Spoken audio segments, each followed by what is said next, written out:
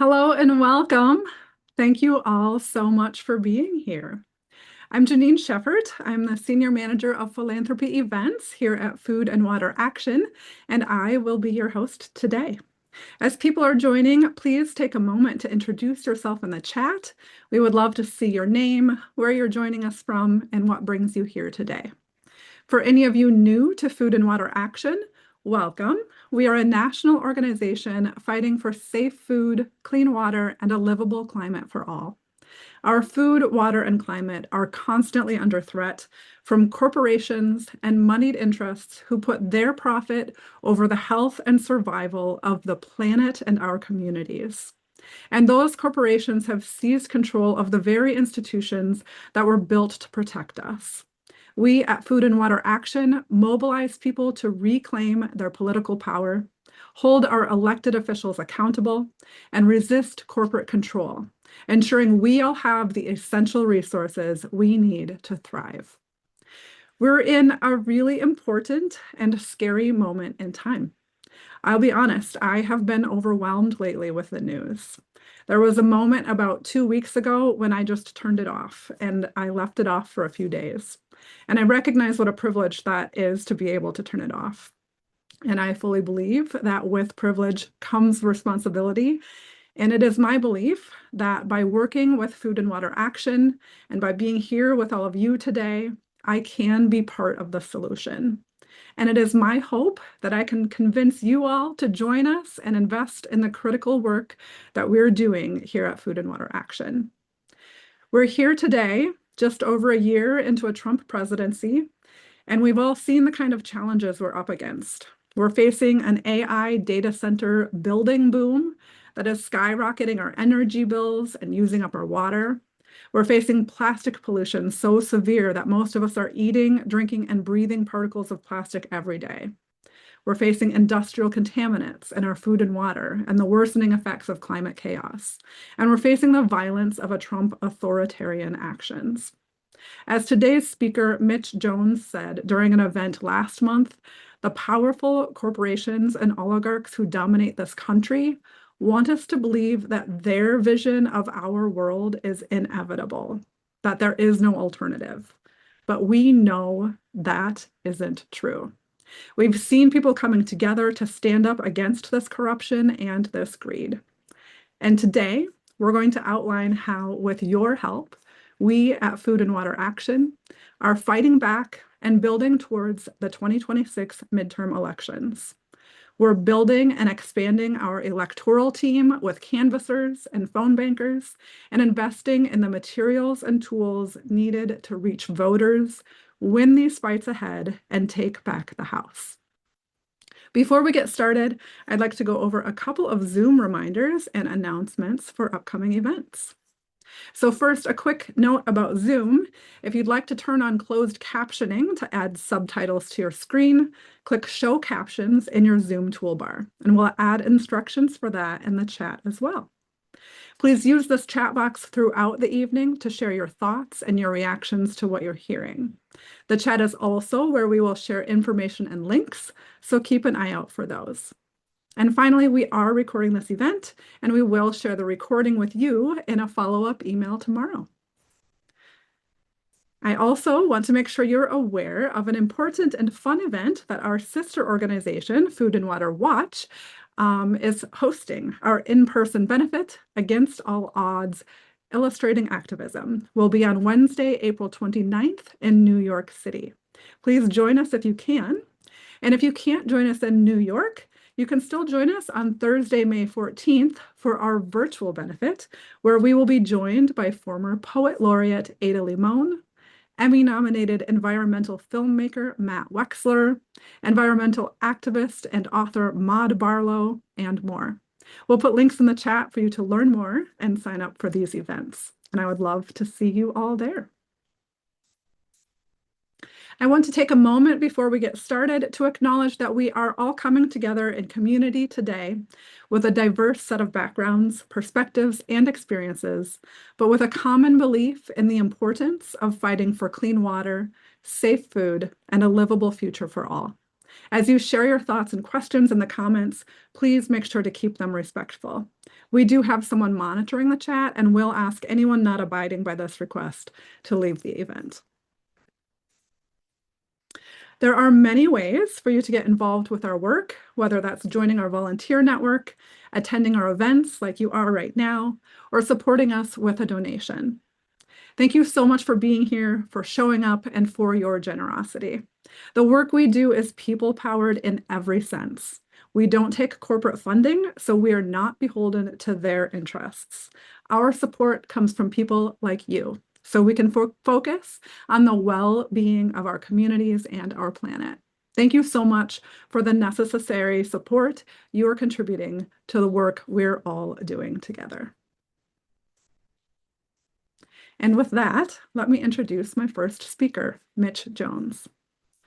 Mitch is Food and Water Action's Deputy Director, and he is here to give us an overview of the organization's work, who we are, what we do, and how we win. Mitch, thank you so much for being here with us today. Thank you, Jeanine. Thank you, Jeanine. Reverb. Thank you, Jeanine, and thank you, everybody, for joining us this afternoon, taking time out of your busy day. Food and Water Action, like our sister organization, Food and Water Watch, has been around for over 2 decades now. And in those 20 plus years, we have built a successful electoral program at Food and Water Action. Over that time, we've endorsed in local, state, and federal offices over 100 times, specifically in the last 10 years. And we have seen success at all of those levels. We've helped elect county executives, we've helped elect state legislators, and we've helped elect federal members of Congress as well. And the reason for this is that we have a proven strategy and a long track record of building power in these important races across the country. In fact, in the last election cycle in 2024, Food and Water Action, through our volunteers and our paid electoral work, knocked on more than 65,000 doors. We made over 500,000 phone calls. And we ended up having more than 20,000 conversations with actual voters. And it's that sort of work that helps to actually win majorities in legislators and to elect powerful champions to offices up and down the ballot. Our work really focuses on campaigning that is deep. You're going to get a lot of requests throughout this year from organizations and from campaigns asking you for donations. And what they're going to spend that money on is television. Television has, of course, a lot of breadth. A lot of people see TV ads, but it doesn't have a whole lot of depth. All right? It's not a very personal form of communicating with one another about the election, about the issues that are important to us, and why people need to turn out to vote. Also, with everybody spending tens and hundreds of millions of dollars on TV advertising, it's easy to get lost in that mix. We do something different. We take the dollars that we have and do a deeper form of campaigning. We like to knock on doors. We like to make phone calls. We want to have one-on-one conversations with voters on their doorstep or on their phone to talk about what's important to them and why the candidates that we're supporting are going to be the champions they need to have in office in order to achieve the policies that we all know that we need so that we can have safe food, clean water, and a livable climate. These tactics work. They've been proven to work. You can sway up to 3% in an election through this sort of direct work of knocking on doors, making phone calls, and talking to voters. Now, that might not seem like a lot, but when you look at the sorts of elections that we highlight, the ones where we're trying to flip seats so that we can have a majority that is going to work for our issues, these efforts at the margin are hugely important to building the majorities that we need. This work connects directly to voters. It encourages them to become more engaged in the work and to actually turn out to vote. On top of that, along with our sister organization, we also register voters. We have voter registration campaigns going on now where we're trying to get people on the rolls so that we can turn them out in November to make sure that we have a positive electoral outcome. As Jeanine mentioned, we're living through some very scary times, and it is vital, absolutely vital, that we win these elections in November. And we know that these tactics that we're employing, and then the districts that we're going to be targeting, that my colleague Sam will talk about more later, it's important, vital work to win in November, knocking on doors, making phone calls in places like Iowa, Pennsylvania, New Jersey, New York, California, and states across the country. And one of the reasons why we know it works is because we've been doing it for so long. I'm in the state of Maryland, where several years ago, we had an obstructionist chairwoman of an environmental committee who didn't want to pass a ban on fracking. So we organized in the district, supported her opponent, and got her thrown out of office. That shows what you can do when you have an office holder who stands in your way and you organize on the ground. We knocked on doors, we made phone calls, we turned out the vote, and our candidate won. We've done it in Pennsylvania, where we helped elect Summer Lee to the Pennsylvania legislature, and then years later helped get her elected to Congress. When people said you couldn't elect an anti-fracking voice from Pennsylvania, we got a vehement anti-fracker elected to Congress. And then 2 years later, we helped play a role in protecting her when she was targeted by the fossil fuel industry and others, and helped her win another term. But, it's not just my word on this. We have a brief video today from Representative Khanna, who will also talk about the work that we do together. Congressman Khanna has been the lead sponsor on the Farm System Reform Act, which is landmark legislation to change the way that we work in our food system in this country to make it easier for us to have safe and affordable food.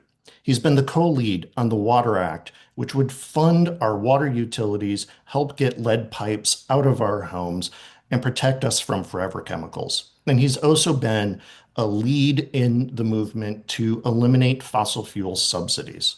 So with that, Jeanine is going to play a short video from Representative Khanna.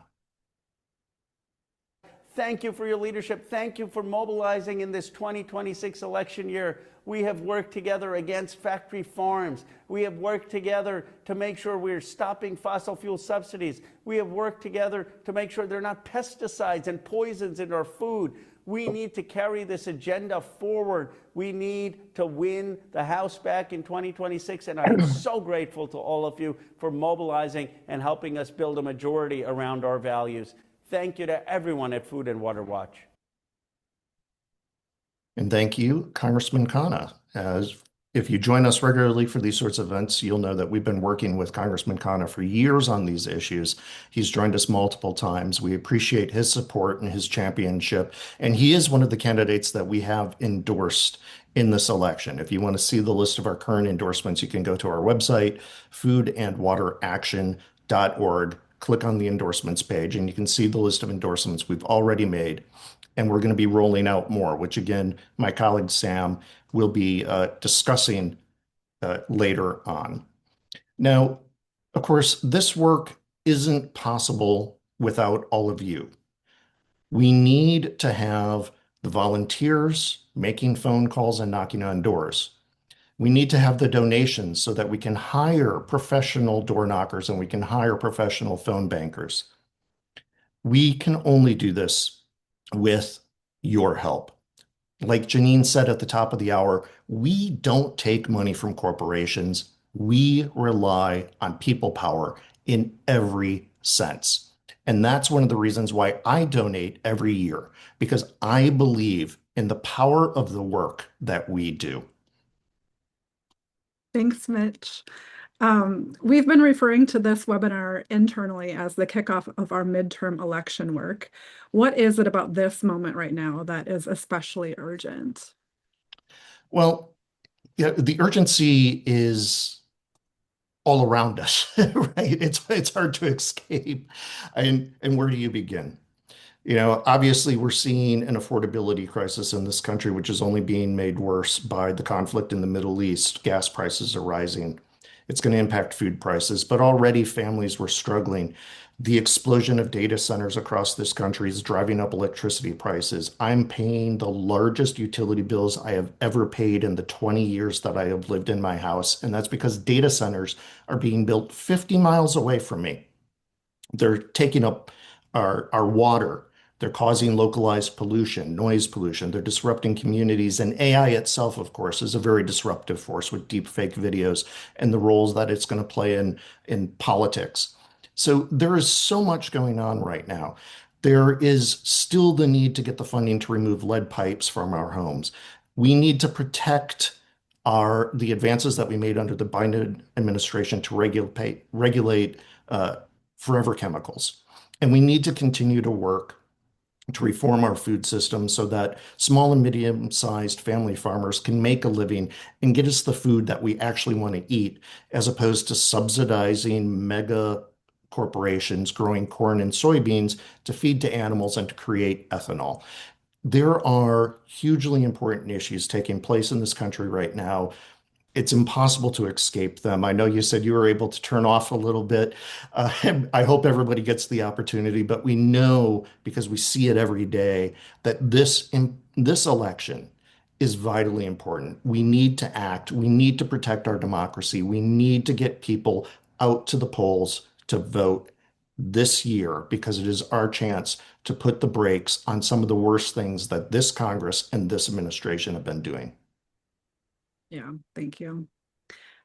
Mitch, I was just looking at our website earlier, and we have this great interactive sliding tool that says, "What can my donation fund?" And I was having fun playing around with it and learned, for example, that if I give just $20 today, that could fund 4 hours of voter calls, send 166 text messages, and train 4 volunteers. And I love playing with that and seeing how far my can go. It says if you donate $150 today, that could fund 30 hours of voter calls and training for 30 volunteers. What does it mean to train 30 volunteers, and why is that so important to Food and Water Action? Food and Water Action's volunteer network is a vital part of our electoral work. Having volunteers makes a real difference for us because it provides engaged, informed, additional people to go out and knock on doors and to make phone calls and to talk to voters. So it's not just our staff. Also, look, it's cheaper to have volunteers than it is to go out and pay people to go and knock on doors. We do both. We do paid canvases, we do paid phone banking, but we also rely on our volunteer network to do this work and also policy work. Look, we're focused on the election today, but the volunteer network also really helps us do policy work. They help to turn out people to public events. They've been very vital in ramping up opposition to data center projects, for instance. But if we can get 30 volunteers making phone calls, that allows us to stretch the limited dollars we have more, to have a bigger impact, to use these tactics that, again, we know work, and to get more out of those precious dollars that we know people are finding it harder and harder to donate to us with the affordability crisis. Being able to train volunteers and to have volunteers do this work means that we can do more of the work. You know, we have a really good track record because of Food and Water Watch's or Food and Water Action's strengths, which is our staff and our volunteers. We are located in the districts where we work. We have deep relationships and we have a real deep understanding of what people in the communities we are located in need, desire, and what they're hoping for. And it also means that after election day, we don't just pick up and leave, right? A lot of people come in, they work in a district, and then they go home. We don't do that. We live in the districts that we work in. We have, as they say, well, it's an unfortunate time to say it, but we do say it. We have boots on the ground in these districts, and we stay and we work hand in hand with the champions that we elect and the people that they serve so that we know that they're going to actually stand up for the things that they said they were going to fight for when we get them elected. Yeah, I love that. That's so important. So your gift does go really far. We can do a lot with that $150 donation, but it also takes a lot to do the work that we do. So if you have the capacity to give more, now is the time. And we'll talk more in a minute about our work for the upcoming elections. But I do just want to note that with $5,000, we could put up 500 lawn signs. And with $10,000, we could send 50 canvassers out to knock on 4,000 doors. And as important as the details and strategy are, it's also a numbers game. That's right. It really is. You know, the more doors we knock on, the more phone calls we make, the more actual conversations with actual people we can have, right? Not every, I noticed somebody in the chat said, well, a lot of people don't answer the phone or answer the door. That's true. I admit I'm somebody who screens my phone calls. But the more we can do, the more people we can actually speak with, the more impact we can have. Because again, it's that one-to-one connection that you have at a doorway or you have on a phone call that really helps persuade people to vote, to care about the issues, to take the time out of their workday to turn up at the polls and cast a ballot, to talk to their neighbors, right? It's not just about us talking to one person and then them voting. It's about getting them excited about the election so they talk to their family and their friends and their neighbors. This all has a knock-on effect. And so the more resources we have, the more of this we can do and the broader impact it's going to have in this election. And that is vitally important. Like I said, it's at the margins, but those margins make the difference between us having a majority and being able to fight for the issues that we know we need, including protecting our democracy, including protecting safe water and food and a livable climate. Without these resources, we can't do the work. If you're able to make that donation, it really can help us train those volunteers, get people on the doors, but also hire the professional canvassers and hire the professional phone bankers so that we can have that breadth across this country in districts that we have to win. We have to win so that we can flip the House and increasingly likely flip the Senate. Yeah. Thank you, Mitch. And I saw someone's comment too that a lot of the people on this call are donors. So thank you so much for being here and for your continued support. As we've been talking about, it is your support that makes this all happen. So thank you. We did have Assembly Member Ravi Bala was going to join us today. We actually got a text from him just a couple minutes before this that something came up. So unfortunately, he's not able to join us today. But we are going to move ahead to our next speaker, Sam Bernhardt. So Sam is Food and Water Action's political director, and he is going to tell us all about our current endorsements, our work in building power, and how you can help us take back the House. Sam, thank you so much for being here. Thanks so much for having me, and I'm just going to take a minute to share my screen so I can show folks the candidates and the districts that we're talking about.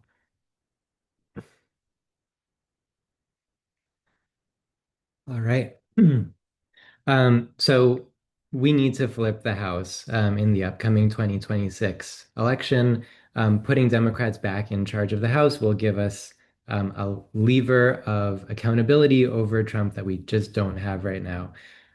We have identified 4 priority districts that are the most important districts for us to focus on this year. And just by flipping those districts, we pretty much can put Democrats in control of the House this coming midterm election. So first thing I'm going to talk about how we evaluated, how we got to this list. We have a handful of criteria that Food and Water Action uses to decide which districts to prioritize. First is the Democratic nominee or likely Democratic nominee if there's a primary needs to be aligned with our positions. We have to be, willing to go to bat for the person who we're going to be mobilizing voters for. Second, it has to be one of the top battleground districts because there's no point in or it's less effective in doing this work in districts that are either already likely to be flipped or are unlikely to be flipped, sort of regardless of how many resources go into it. Third, and frankly, most importantly, is it has to be a place where we want to be building long term and where we have power already that we can bring to bear. An example, I'm going to talk about Iowa in a second as an example of this. And the picture on the right is one of our actions fighting for clean water in Iowa. It's one of the reasons why you'll hear that we have two priority districts in Iowa. But just looking backwards for a second, Jeanine mentioned lawn signs, and that's honestly a tactic that a lot of election practitioners have poo-pooed for years, as lawn signs don't vote is what they say. And we is what maybe I used to say. And we learned a really valuable lesson in 2024 when we played a critical role in flipping New York's fourth congressional district. Um, when we did that, we decided to focus our canvassing in a specific state assembly district that was within New York's fourth congressional district, that's represented by one of the highest ranking members of the New York State Assembly. And we put up lawn signs on a lot of the doors where we were having conversations with voters, hoping that this assembly member would see it. And sure enough, as the election approached, we bumped into her, and she, unprompted, uh, offered up to us that she saw our lawn signs all around the district. And she has been, as a result of that, much more responsive to our demands on climate and water policy in the New York State Legislature because of that congressional work that wasn't actually specifically related to her in 2024. So for us, elections are a tactic for building power within our broader strategies for winning these important policies of food and water and climate. So I'm going to start off by talking about Iowa because, as I mentioned, we have two priority districts in Iowa. So I want to set the stage there. Iowa is one of only two states where cancer rates are rising, and it's second nationally for total cancer cases. More than half of the state is blanketed each year by glyphosate, the active chemical in Bayer's Roundup. Um, and so there's a clear connection between big agriculture, the toxic chemicals that they're spreading on Iowa's land, the factory farms that are allowing manure to run off into Iowa's waterways, and cancer that is increasingly affecting more and more Iowans. So people in Iowa deeply feel this issue. And that's actually what polling recently done by Food and Water Action shows. So, uh, as you heard from Mitch, there's an affordability crisis in our country right now. Everyone is feeling it, which is why when we asked our pollster, can we compare how people are feeling about cancer and water pollution to affordability? Our pollster said, yes, we can do that comparison, but what we're going to find is affordability is way more important. That is actually not what we found. What we found is Iowans view rising cancer rates as a more serious issue, or Iowans are more likely to tell you that rising cancer rates are a very serious issue than they are the cost of living. That's how serious the cancer crisis is in Iowa. Likewise, water quality and water pollution also polled roughly in the same tier as cost of living. So it's terrible that Iowans have to live in fear that their water might be making them sick. But we know that our ongoing work in Iowa, in the state legislature, and on the ground in communities is the best way to fix this issue. And we know that the 2026 elections are an opportunity to advance that campaign. Um, so I'm going to talk about the two congressional districts. I should also mention there is also an open U.S. Senate seat in Iowa where there's a contested Democratic primary, and there's an open governorship in Iowa. So there are lots of races up and down the ballot. But I'm going to start by talking about Iowa's first congressional district. Um, this is one of the most flippable districts in the country. In 2024, Democrat Christina Bohannon lost to Republican Marinette Miller-Meeks by just about 800 votes. And right now, we have two organizers on the ground, one in Iowa City and one in Davenport on the Mississippi River. And right now, we're focused on holding the incumbent Republican Marinette Miller-Meeks accountable and on registering voters. And after the primary this June, Food and Water Action is going to start knocking on doors, um, uh, mobilizing people to start getting out to vote for whoever emerges from this contested primary. You'll see two pictures here. On the top is Christina Bohannon, who lost narrowly 2 years ago. She's running again. And there's also Travis Terrell is running in that primary. So we'll be getting behind whoever emerges from that primary. Also, Iowa's third congressional district is a priority as well. This is a district that Democrats held until 2022, and it's also rated as a toss-up district. While water pollution that I just talked about is a serious material issue for Iowans statewide, the Des Moines area part of this district is where the issue is really most deeply felt, where people have been dealing with water rationing on a somewhat regular basis. Um, Current state senator Sarah Trungariad is the presumptive Democratic nominee who will come out of the primary election.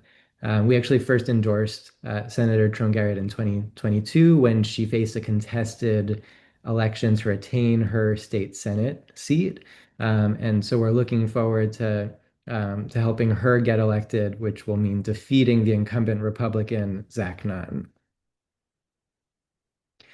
So leaving Iowa, New York's 17th congressional district is one of the few districts that voted for Kamala Harris at the top of the ticket in 2024, while also electing a Republican. That's current Congressman Mike Lawler. Lawler, we know very well from his time as a state assembly member in Albany. He was a lobbyist for the oil and gas industry. He's now pushing, as a member of Congress, to reopen the Indian Point nuclear power plant. And this is a district where, similarly, we've built a lot of power over the years, and we also have an organizer on the ground. And so we're excited to use that power to defeat Lawler. There's a heavily contested congressional primary election being held in June to determine who will face off against Lawler. And we're excited actually to be hosting a candidate forum with all the top candidates in that primary coming up in April. So we'll get to learn more about these candidates at that forum. Um, and also, our sister organization, Food and Water Watch, has been working in this, as I mentioned, has been working in this district and is actually already knocking on doors, talking to voters about how Mike Lawler has failed him in his votes in Congress. Um, then we've got Pennsylvania's seventh congressional district is also a place that we've been working for some time. Pennsylvania in general, Mitch mentioned a bunch of the elections where we've played a pivotal role in over the past decade or so. And I was also going to mention Summer Lee, but we already covered that. And the Lehigh Valley is home to Pennsylvania's seventh congressional district. And just last year, we knocked on 10,000 doors to elect our longtime volunteer, Tara Zrinsky, to the position of Northampton County Executive. That's one of the sort of two main counties in the Lehigh Valley. So now we're going to pivot those resources to help flip the 7th congressional district, which is currently represented by Republican Ryan McKenzie, who just won it for the first time in 2024. Um, Lastly, I said 4 districts. It's actually 5 because California's 22nd congressional district is a district that we're just adding as a top tier target for ourselves. This is a brand new district, which is part of why it's a later ad. It's the result of the new redistricting in California, where we are likely to be endorsing in the primary election that'll be coming up in June. Pictured here is Randy Villegas, who is the candidate who we're hoping to be able to endorse in the primary election, but going to talk about your all role in this as our members in that in a second. But before I do that, just want to mention we also have started making some endorsements in primaries. We earlier this year we endorsed Ana Lilia Mejia, a longtime ally of ours in our work in New Jersey. She won the special election, the special primary election for New Jersey's 11th congressional district, and is more or less a lock to win the special general election coming up in April. So we're really excited about Ana Lilia joining Congress in April. We've also endorsed State Representative Chris Rabb, who's vying for the Democratic nomination for Pennsylvania's 3rd congressional district, which covers West and Northwest Philadelphia.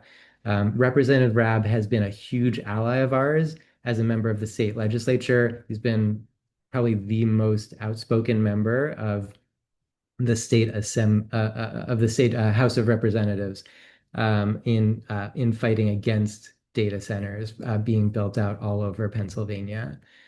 And we're actually going to be doing volunteer phone banking for these primary election races and a few other key races, sort of pending our upcoming endorsements starting at the beginning of May. So I mentioned your role. I mentioned the California 22nd congressional district and our hopes to make an endorsement in that primary.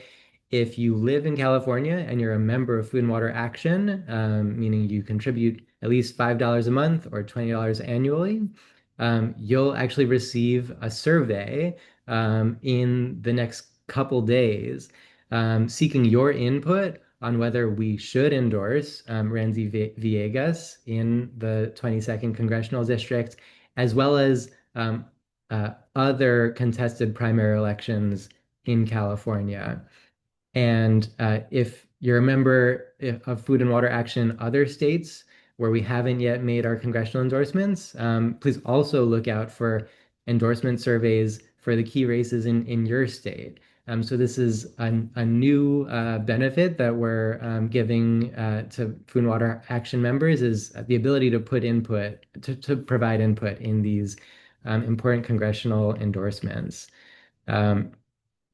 Other states that are sort of definitely on the radar are Utah, Maine, Michigan, Colorado, but also elsewhere. So we're really excited about empowering our members to help guide us on these decisions. And these are some of the other benefits that Food and Water Action members get. And then I wanted to end on joining the volunteer network. So regardless of where you live, you can play an important role in turning out voters to flip the House and win these races. So you can sign up with our volunteer network, which is doing the kinds of tactics that we've been discussing, making phone calls to voters in these critical districts, knocking on doors, talking to your friends, family, and neighbors to make sure they get out and vote. Um, and I think we're gonna put in the chat a link to sign up to join the volunteer network, so you can help us win these important campaigns. And I'll end on saying a lot of this work is already happening. We are starting to knock on doors in these target districts. And as I mentioned, we're gonna start phone banking for some of these primary elections that are coming up just in the next few months, starting at the beginning of May. So we look forward to not just your financial support, but also your help in doing this outreach to win these elections. Thank you so much, Sam, for that great overview. As you can see, we're doing a lot of great work gearing up for the midterm elections, and there are a number of ways you can help. So we put links in the chat for joining our volunteer team, opportunities to give as well. And as Sam said, we're rolling out this new membership structure that provides opportunities for members to give input on campaign priorities and endorsements, as well as gaining access to meetings, educational events, skills training, and more. So Sam and Mitch, let's bring you both back on camera and we'll move on to the Q&A section of the evening. Let's see, pulling up the Q&A here.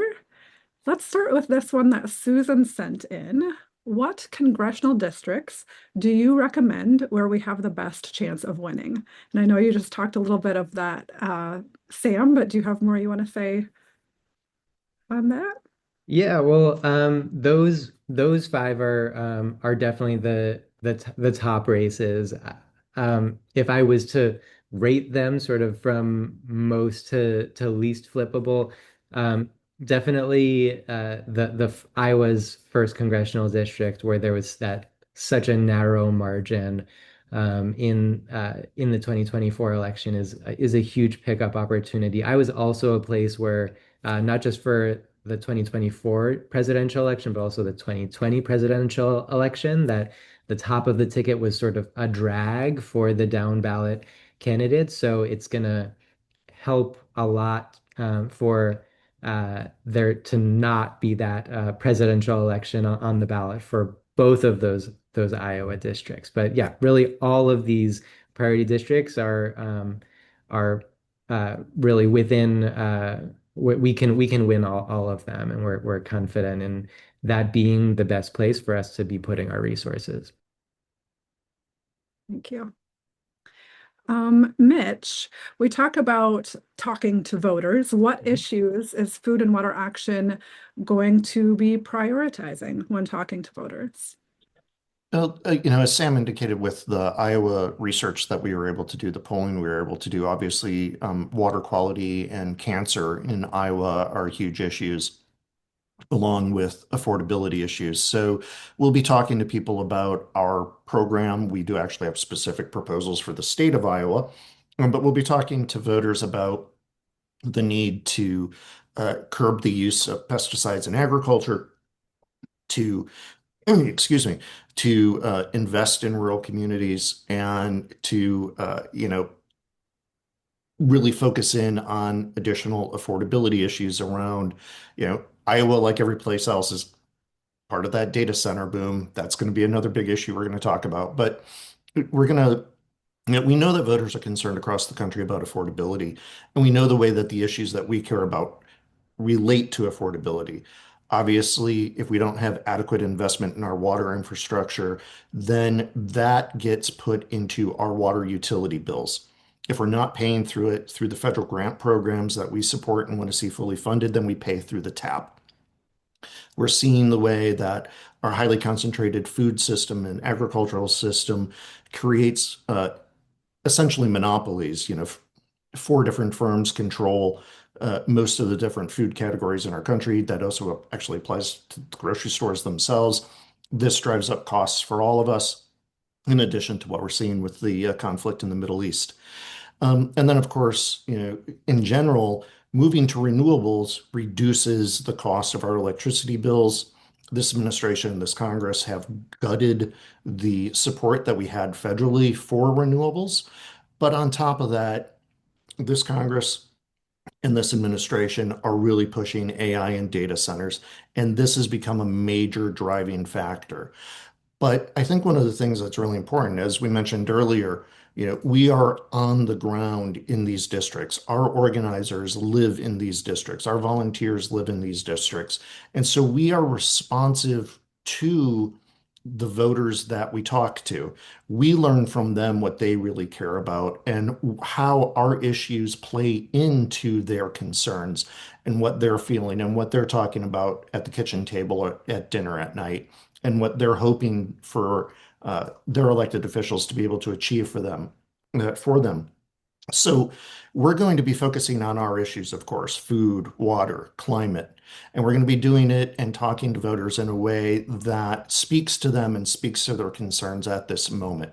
We're also, of course, going to talk about the need to preserve our democracy and to make sure that we actually get to have fair elections going forward. And so it's just really vitally important that we focus in on these issues, but we are, going to talk to the people in these districts about our issues uh, in a way that we're hearing from them on the doorstep they want to focus on. So if they want to talk about water and affordability, we can talk about that, food and affordability. If they want to talk about public health, we can talk about that.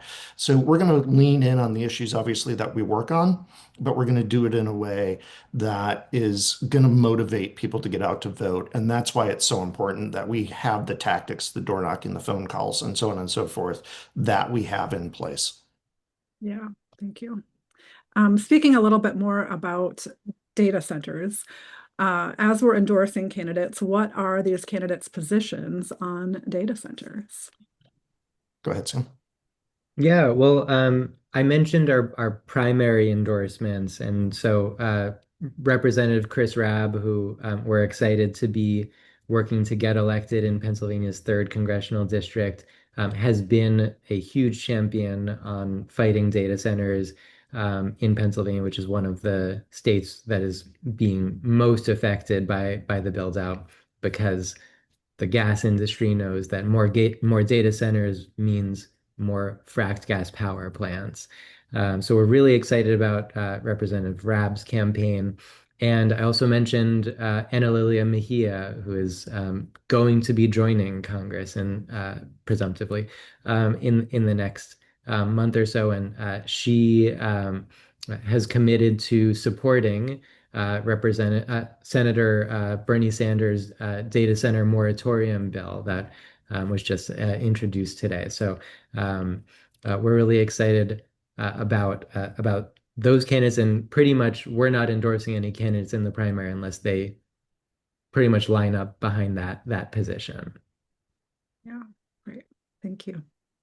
Let's see. I have some questions about, for example, one person's asking, are we endorsing a candidate in PA 7? Which you can address that specifically, but also can you just talk about, like, as we're endorsing more people, how can people keep informed about who we're endorsing? Yeah. So first, you can check out all of our endorsements on our website, and maybe we can have someone chat the link to our current endorsements, which includes, aside from the ones that I've already mentioned, also some of the incumbent members of Congress who have been the lead sponsors of our bills, which are mostly candidates. They're candidates, but they're not. It's not as sort of high stakes elections. But uh, in other states, you'll be hearing about our endorsement process. If you sign up as a member, you'll be for all of our endorsement for all of our congressional endorsements going forward. You will be getting a member survey before we make the endorsement to check in with our members and give you an opportunity to say yes, you think that the endorsement is a good idea, or no, you don't. So that's another way that we'll be keeping you in the loop. And then specifically Pennsylvania 7, we have not made an endorsement. It is, as I said, a highly contested race with four different candidates who, frankly, it's kind of unclear who's gonna come out of the primary as the victor. But it's also it's a little sort of topsy-turvy because one of the candidates, Bob Brooks, is has accomplished a unusual feat of being endorsed both by Josh Shapiro, the governor of Pennsylvania, who is pushing data centers, as well as Senator Bernie Sanders, who, as I mentioned, is the author of the data center moratorium legislation. So we're still sorting it out, and very likely just to maximize our ability to have an impact in the general election, which we think is just much more important, we're going to be staying on the sidelines in the primary. Thank you. Mitch, maybe you can take this one. We have someone saying that they've been burned on donating money to campaigns before and want to know how they can be sure they're donating to candidates who won't turn on them. Well, support the candidates that we endorse. Um, you know, look, all politicians obviously have the ability to backslide, right? We know this. We obviously put in a lot of research into the candidates that we endorse. We meet with the candidates. We Sam can get into this a little bit more, but we work with a coalition of other organizations. We interview the candidates and we really press them on issues so that we can hold them to that once they get elected. You know, obviously, giving money to the candidates is important. They want the money. They want to have it themselves so they can direct how they want to spend it. But another way of getting around giving to a candidate and then having them disappoint you is, give it to us. Um, I say that a little bit as a joke, but I also mean it because we can also then follow up after the election. We have the infrastructure in place organizationally to do the accountability work after we get somebody elected so that if they don't live up to what they promised during the campaign, we can show up in their office. We can protest at their office. We can meet with them on the Hill. We can do the sorts of pressure tactics that, everybody on this call is familiar with Food and Water Action and Food and Water Watch doing. We can hold them accountable because we have the ability to do that because once again, we're in those districts. We don't parachute in and then leave the day after the election. We stay there and work in those communities, organize in those communities, and get people in those communities to continue talking to these candidates when they are actually elected members. So I do think it's important, of course, give money to the candidates, of course, but it's important also to fund Food and Water Action and organizations like ours because we have that added organizational capacity to really hold electeds accountable after they have been elected. Yeah, thank you. Let's see, I have a question from Sharon that's asking what the support is for reducing the use of fertilizers. Sam, I'm guessing that's related to the cancer chart that you shared.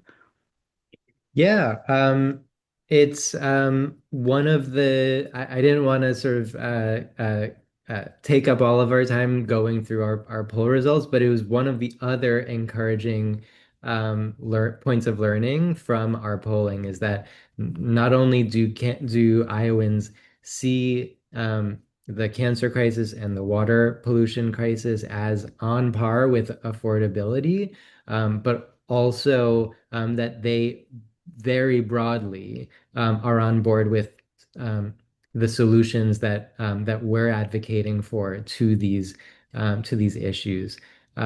And even when we phrase the question as sort of a trade-off between big agriculture sort of proliferating in Iowa and protecting people's water, people opt for these policies of protecting people's water by getting the fertilizer out of, stopping it from getting in our waterways, which definitely includes using less fertilizer. Yeah, thank you. Mitch, I'll address this one to you. Paula is asking if being a donor to Food and Water Watch helps the needs of Food and Water Action. Uh, in that respect, yes, because we're sister or sibling organizations. So yes, it does. But I will point out that the funding for Food and Water Watch cannot legally be used for any electoral purposes whatsoever. So donating to Food and Water Watch doesn't help with the electoral work because that is frankly illegal and we do not mix our funds that way. And so the membership program that the new membership program that Sam was talking about, where if you donate at a certain level, you become a member of Food and Water Action, and that gives you certain perks, including getting those surveys when we're considering endorsing a candidate. That has to be with Food and Water Action, and that's a legal requirement from the Internal Revenue Service. We cannot, as Food and Water Watch, do electoral work. It's Food and Water Action. So making those donations to Food and Water Action allows us to do the electoral work that we do across the country. I also saw that there was a question about what groups we coordinate with. Since I mentioned that earlier, I will try to name the group. Sam, if I forget one, please please jump in.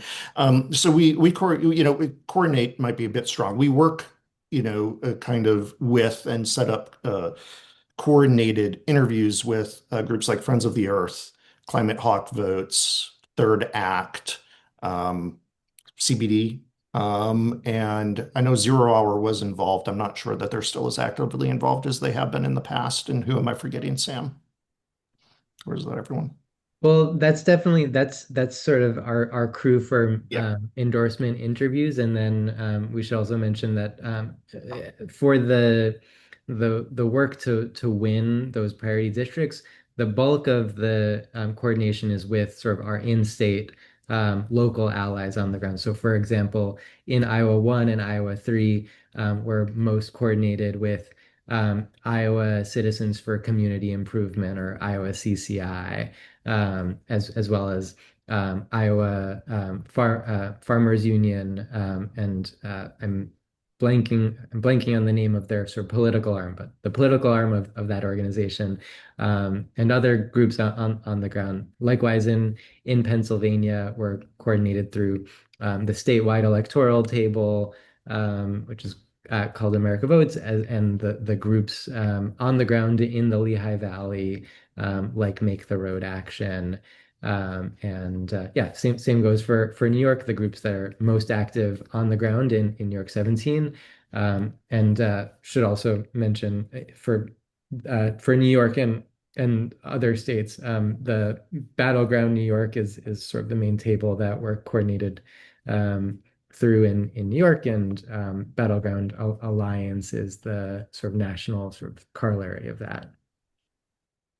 Thank you. Thank you both. I know we're getting close on time. I have one more question for each of you. Sam, are you worried about Republican attacks on elections?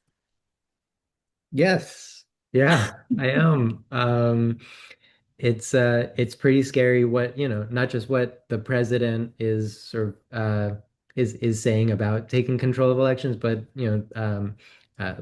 just full-on legislative efforts, like the SAVES Act, are scary, and we are definitely going to be ready to be protecting our democracy as the election approaches. And I think that's part of what we are building the infrastructure out to win these elections. But if we need to mobilize our infrastructure, to protect the right to vote, we're going to do that also. Thank you. Mitch, will end with this one today. Are you hopeful that we'll win? I am. Yeah, I am hopeful. I'm sure many of you saw the news out of Florida last night. Some special elections were held, and the Democrats actually flipped the seat that Donald Trump voted by mail in. So he's now got a Democratic state legislator representing him, and I believe one other of the three seats that were up last night flipped.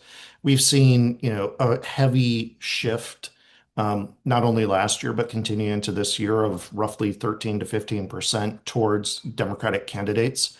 Um, and that is more than enough in a fair election to flip the House, most definitely. And, we're hearing in Washington a lot of deep concern now amongst Senate Republicans that the Senate is now in play. A year ago, nobody thought that that would be the case. But things have moved in a really positive direction, electorally at least, for us. There is a real backlash to what is happening in this country and what we are unleashing um, in this country, to the cost of living, to public health, to all of the issues that we work on, our ability to have a livable climate and to have a functioning democracy.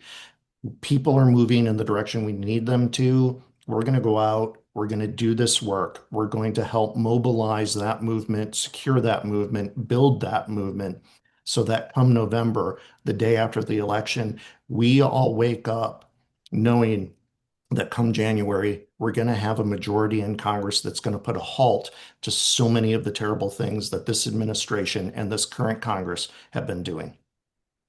Absolutely.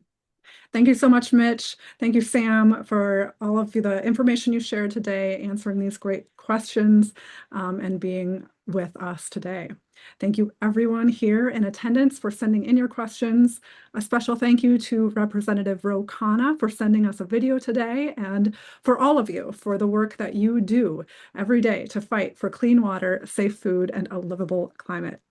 Before you all go, I have a couple of really quick closing announcements and reminders. First, as we've said throughout the evening, this all takes an incredible amount of people power. We're up against challenges every day, but as you've heard today, we will be knocking on thousands of doors, calling thousands of voters, registering people to vote, and having conversations about these important votes that we need. We could not do any of this without you. Thank you again for your generosity and your support in this work. A reminder again that our sister organization, Food and Water Watch, will be hosting an in-person benefit in New York City on Wednesday, April 29th, and a virtual program on Thursday, May 14th. There will be live music by Britain and the Sting. Ada Limon will share poetry. Emmy-nominated filmmaker Matt Wexler will share a film. Activist and author Maud Barlow will talk about her new book, Earth for Sale, and more. We'll put a link for tickets and more information in the chat now, and I would love to see you all there. Thank you again for joining me today. Please watch your email inboxes.